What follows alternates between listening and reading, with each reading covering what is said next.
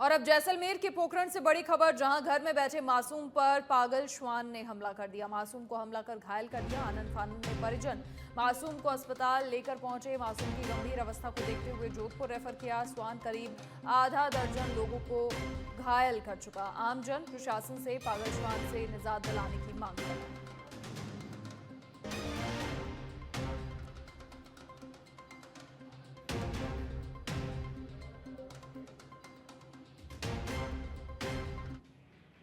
और अजमेर के पुष्कर से अब बड़ी खबर, जहां अज्ञात असामाजिक तत्वों ने यज्ञ मंडल को खंडित करने का प्रयास किया। विश्व हिंदू परिषद के कार्यकर्ताओं में जबरदस्त रोष व्याप्त है। पुष्कर थाना सीआई मामले की सूचना पर मौके पर पहुंचे। यज्ञ मंडल के पास छत से गिराए गए गंदे कपड़े और शराब की बोतल। बदमाशों की तलाश के लिए सीसीटीवी कैमरे की पड़ताल की गई।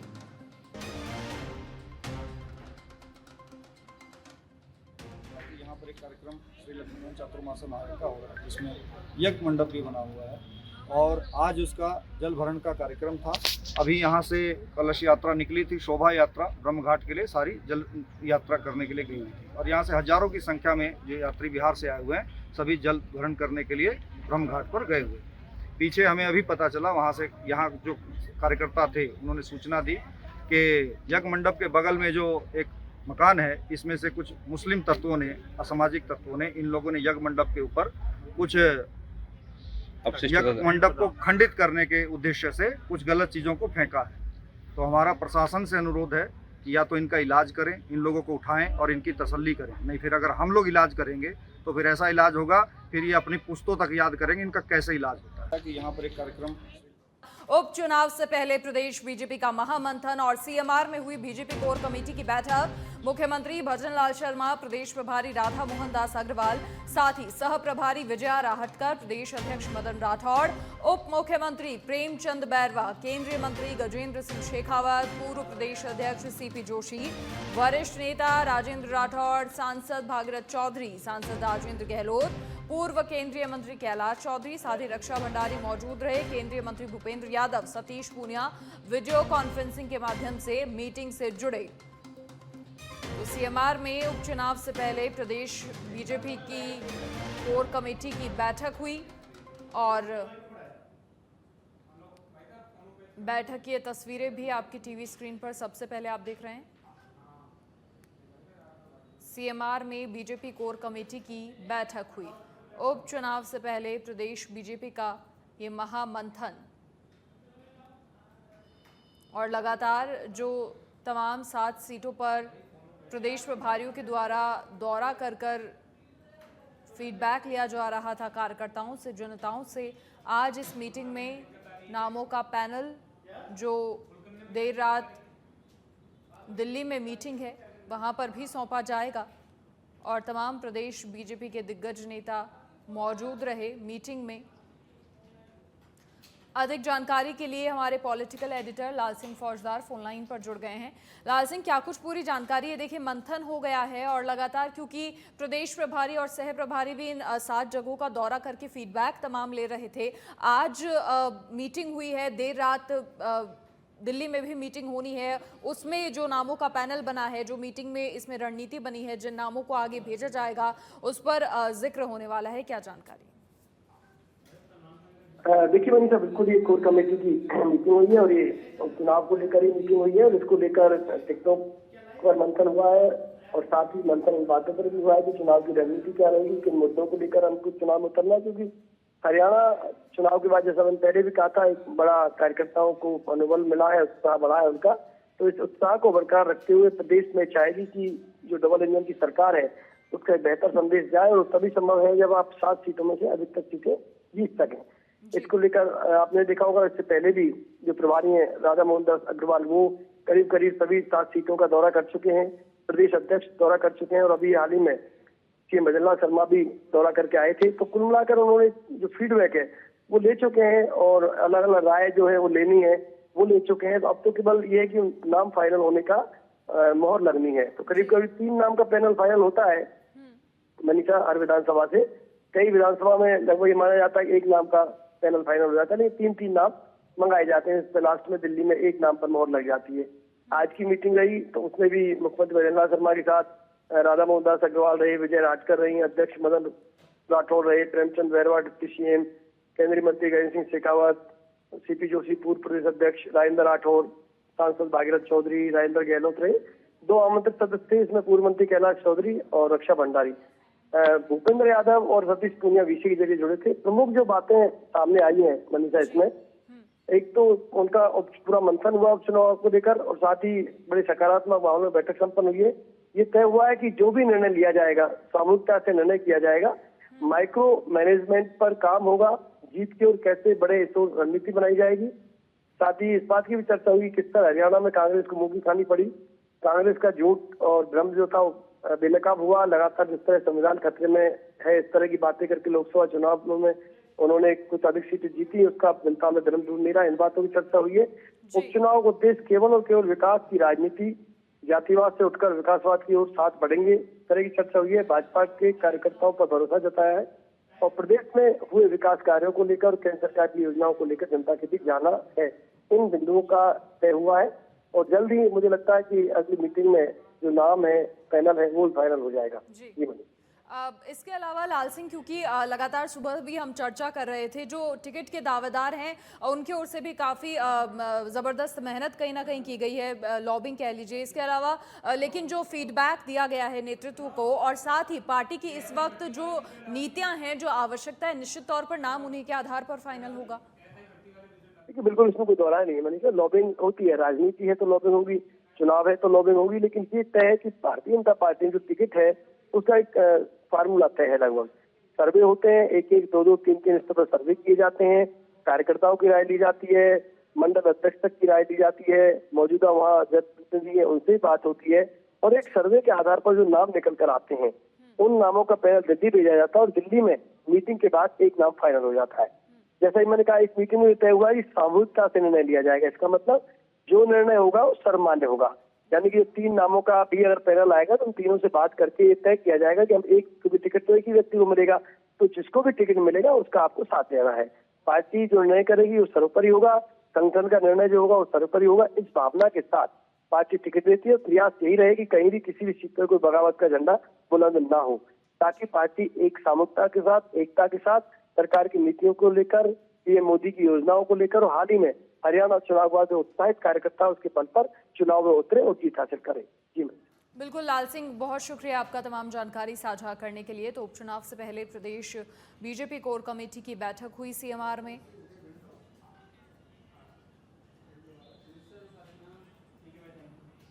और चलिए, अधिक जानकारी के लिए हमारे सहयोगी सुनील यादव भी लाइव हमारे साथ फिलहाल जुड़ गए हैं। सुनील, देखिए लगातार सुबह से चर्चा हो रही थी, अहम मीटिंग हुई, मीटिंग संपन्न हो गई, कौन कौन इस मीटिंग में मौजूद रहा?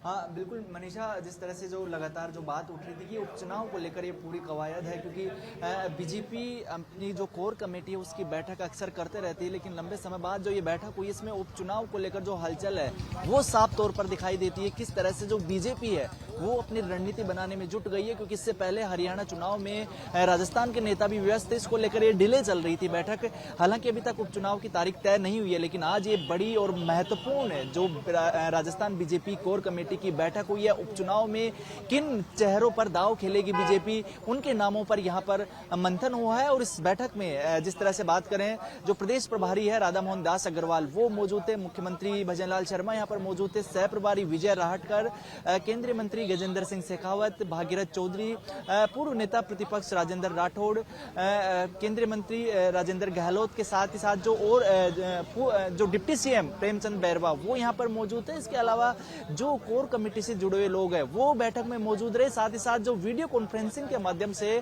केंद्रीय मंत्री भूपेंद्र सिंह यादव वो इस बैठक में जुड़े।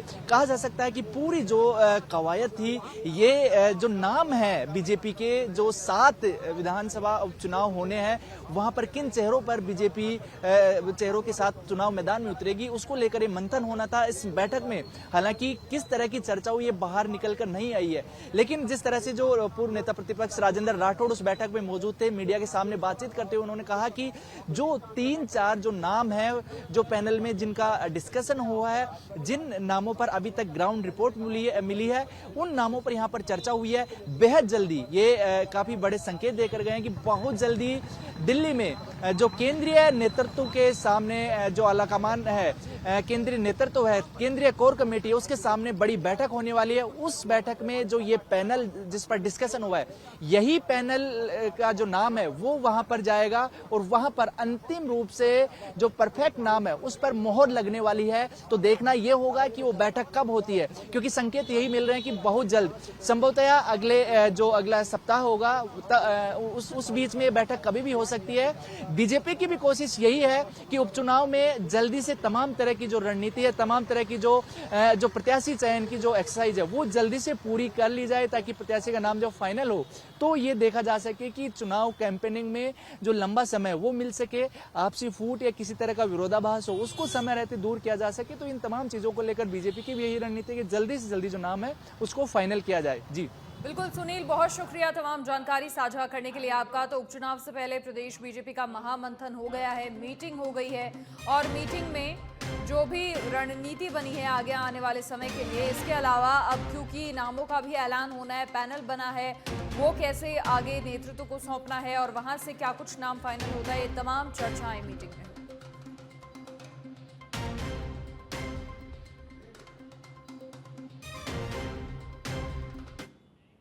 और कोर कमेटी की मीटिंग के बाद पूर्व नेता प्रतिपक्ष राजेंद्र राठौड़ ने क्या कुछ कहा, आपको सुनाते हैं। तौर पर उपचुनाव की घोषणा कभी भी संभव है। भारतीय जनता पार्टी ने पहले भी जमीनी स्तर पर अपनी तैयारियां पूरी की है। ये सारे चुनाव भारतीय जनता पार्टी सातों के साथ चुनाव जीते, इसके लिए आज कोर कमेटी बैठी है। अब कोर कमेटी की अगली बैठक दिल्ली में होगी और उस पर विचार करके हमारे संभावित उम्मीदवारों के बारे में हमने चर्चा की। ब्यूरोक्रेसी किसी सरकार की होती है, किसी पार्टी की नहीं। यही नौकरशाह कांग्रेस में भी पदों पर थे और बीजेपी में पदों पर है। नौकरशाह को पार्टी के विचार के आधार पर बांटना, पार्टी के आधार पर बांटना उचित नहीं है। ये पारदर्शी प्रशासन को रोकने का एक तरीका है, इसको मैं निंदा करता हूँ। मैं कहता हूँ कांग्रेस ने शासन छोड़े हुए 10 महीने हुए हैं। वो किस्सा कुर्सी का कांग्रेस, भ्रष्टाचार में डूबी हुई कांग्रेस और सचिवालय तक में पैसे मिल गए, वो लोग किस मुंह से बात कर रहे हैं। अभी हरियाणा की हार से उनके तमाचा लगा है और आगे और हार की तैयारी कांग्रेस।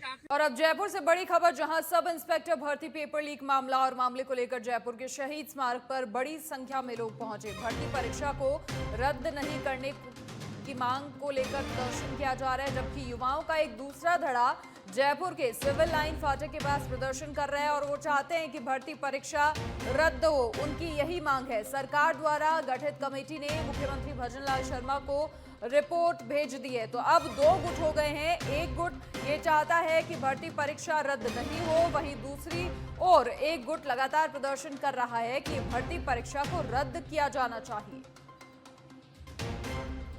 फिलहाल सरकार के द्वारा जो गठित कमेटी है उसने मुख्यमंत्री भजनलाल शर्मा को रिपोर्ट सौंप दी है।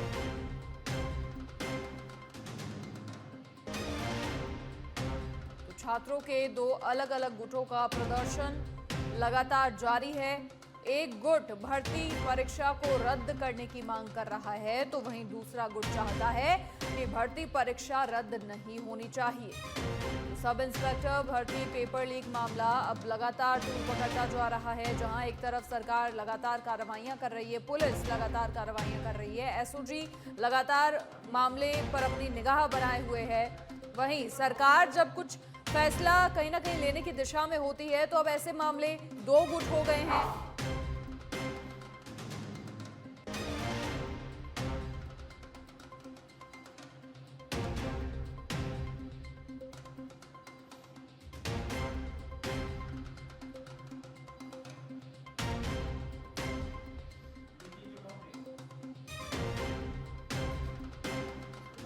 और एसआई भर्ती परीक्षा का जो पूरा मामला है लगातार तूल पकड़ता जा रहा है। मामले को लेकर जयपुर के शहीद स्मारक पर बड़ी संख्या में लोग पहुंचे हैं और उनकी मांग है कि भर्ती परीक्षा रद्द नहीं होनी चाहिए। वहीं दूसरी ओर युवाओं का एक दूसरा धड़ा जयपुर के सिविल लाइन फाटक के पास प्रदर्शन कर रहा है और वो चाहते हैं परीक्षा को रद्द कर दिया जाए। अधिक जानकारी के लिए हमारे सहयोगी कुणाल भटनागर धरना स्थल से हमारे साथ लाइव जुड़ गए हैं। कुणाल, सबसे पहले आप ये बताएं कि आप कहां पर मौजूद हैं और जहां एक तरफ सरकार इस दिशा में कहीं ना कहीं चाहती है, लगातार कहा भी जा रहा था जो कमेटी का गठन हुआ उस कमेटी की ओर से कहा गया जल्दी अच्छी खबर मिलेगी, तो वहीं अब दो गुट हो गए हैं अलग अलग। एक गुट चाहता है कि भर्ती परीक्षा रद्द हो और दूसरा चाहता है कि रद्द ना हो।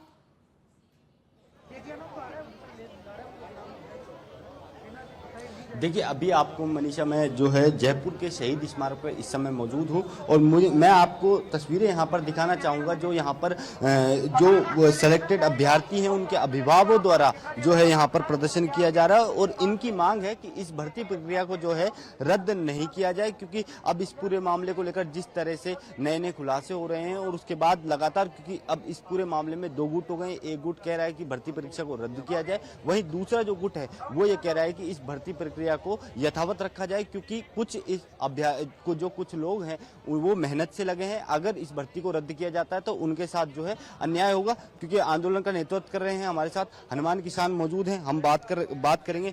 हनुमान जी, लगातार क्योंकि आपके द्वारा सोशल मीडिया पर भी और अब धरातल पर भी ये मांग उठाई जा रही है कि इस भर्ती प्रक्रिया को यथावत रखा जाए। देखिए सर, हमने पिछली बार देखा है कि एक रीट भर्ती 2021 की थी जिसको सरकार ने आनन फानन में रद्द कर दिया।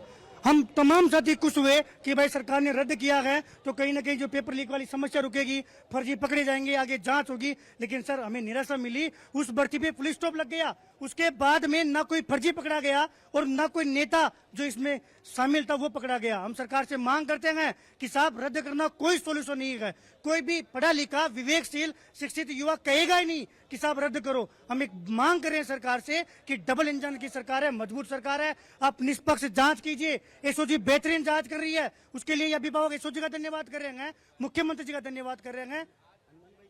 एक सवाल जो है पूछना चाहता हूं, क्योंकि लगातार जब 2021 में ये पेपर लीक हुआ था उस समय इस भर्ती प्रक्रिया को रद्द करने की मांग उठ रही थी, उस समय यथावत रखने की मांग नहीं उठ रही थी और उसमें शायद आप भी उस भर्ती प्रक्रिया को रद्द करने की मांग कर रहे थे। देखिए, मैंने रीट भर्ती 2021 की थी जो इसी तरह से हमने मांग बुलंद की थी। उसमें हमें सरकार ने ऐसी जो पीड़ा दी है, उसके बाद में जी सर, मैं अपनी बात रख रहा था कि ऐसा जो रीट भर्ती 2021 रद्द हुई थी उस रद्द में इसी शर्त पे हमने समर्थन दिया था कि सरकार जांच करेगी। आप ये बताइए, अगर एसआई भर्ती पर ऐसा कोई निर्णय पहले हो जाता तो क्या जो अभी पूर्व बीजेपी का विधायक का भतीजा पकड़ा गया है ये सामने आता? बीजेपी तो राजनीति करती रहती साहब। कांग्रेस और बीजेपी की बात नहीं है, ये पेपर लीक देशव्यापी समस्या है। हम तमाम पार्टियां मंथन तब करेगी जब इनके लोग जो है इसमें पकड़े जाएंगे। जैसे पूर्व विधायक बीजेपी का पकड़ा गया, ऐसे कई कांग्रेस के लोग भी पकड़े जाएंगे, बीजेपी के लोग भी पकड़े जाएंगे। कब? जब जांच होगी। हम तो ये भी मांग कर रहे हैं कि साहब एसओजी बेहतरीन जांच कर रही है। अगर किसी सरकार को लगता है कि एसओजी प्रत्येक फर्जी को नहीं पकड़ पाएगी, आप सीबीआई की जांच करो इसमें। क्यों? क्योंकि बीजेपी विपक्ष में मांग कर रही थी ना, इसी शहीद स्मारक से मांग कर रही थी, सीबीआई की जांच से मांग करो। रद्द करने में 1 मिनट लगता है, रद्द होती है तो सारा सिस्टम ही खत्म हो गया साहब। हनुमान भाई, एक जो है अभ्यर्थी को डर है इस चीज का कि अगर ये भर्ती रद्द नहीं होती है तो कुछ ऐसे लोग इसमें रह जाएंगे जो भविष्य में कानून व्यवस्था किन हाथों में चली जाएगी। सर क्यों रह जाएंगे? तब रहते हैं जब सरकार ये कहे कि साहब हमारी बस की बात नहीं है, हम जांच नहीं कर पाएंगे। रह जाएंगे इसका मतलब आपकी जांच एजेंसियां जो है कमजोर है, आपकी मंशा सही नहीं है, या फिर आपके लोग इसमें इन्वॉल्व है, बीजेपी के लोग इन्वॉल्व है। आप एक चीज बताइए, आप मीडिया से है, मैं आपसे उम्मीद ये रखता हूँ कि आप निष्पक्ष आवाज उठाएंगे। जब मैं ये कहूंगा कि साहब आप निष्पक्ष आवाज नहीं उठा पाए तो ये बात आप सवाल करो, इसका मतलब साहब दाल में काला है। हम सरकार को कह रहे हैं, या फिर भजन लाल जाकर कह दे कि साहब हम फर्जियों को नहीं पकड़ सकते, आपने गलत बोर्ड दे दिया। हम सरकार को इसलिए चुनते हैं कि सरकार मजबूत फैसले ले। सरकार इसमें सीबीआई जांच करवाए, लंबी जांच करवा दे साहब। जो मेहनती स्टूडेंट है उनसे शपथ पत्र लिखवा ले कि इनसे शपथ लिखवाओ कि भविष्य में कभी भी इन्वॉल्यूशन पाया गया तो इनको सजा होगी, और जो फर्जी है उनको बाहर करो, जो पद खाली हो रहे हैं उसमें और पद जोड़ो, नई भर्ती की घोषणा कर दो। लेकिन मेहनती स्टूडेंट के साथ अन्याय नहीं होना चाहिए। सब आप ये देखिए कि ये जो बड़े बुजुर्ग हैं, ये इनके जमाने में 50 रुपए में मजदूरी करते होंगे। सरकारी स्कूलों की क्या कंडीशन हुई होगी? इन्होंने अपनी बेटियों को पढ़ाया है। इनके पास करोड़ों रुपए, अगर लाखों रुपए होते ना तो आज इस कंडीशन में ये बड़े बुजुर्ग नहीं बैठते। हम किसानों के बेटे हम समझते हैं। आज एक तरीके से माहौल बना दिया कि साहब सभी फर्जी हैं। क्या मीडिया इस बात को मानता है?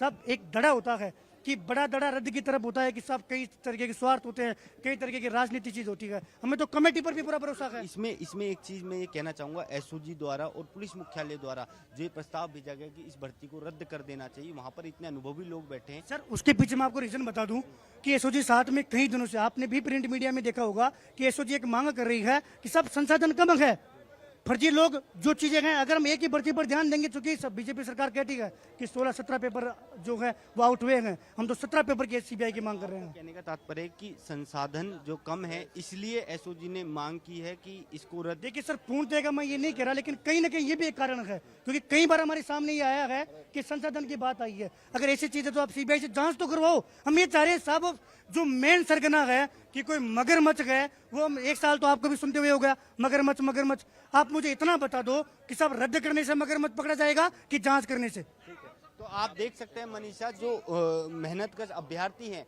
उनके परिजनों द्वारा आज जयपुर के शहीद स्मारक पर ये जो है प्रदर्शन किया जा रहा है, और बड़ी संख्या में मैं आपको तस्वीरें दिखा दूं, जो अभिभावक हैं वो यहाँ पर मौजूद हैं। हम इनसे भी बात करने का प्रयास करेंगे।